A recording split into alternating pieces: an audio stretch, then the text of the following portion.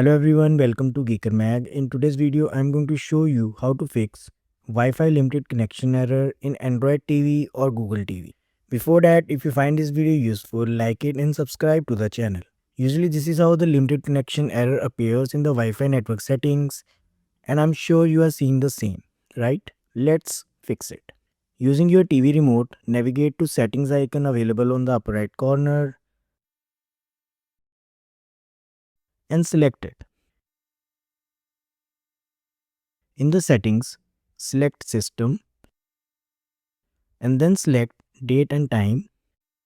Select automatic date and time and then select use network provided time.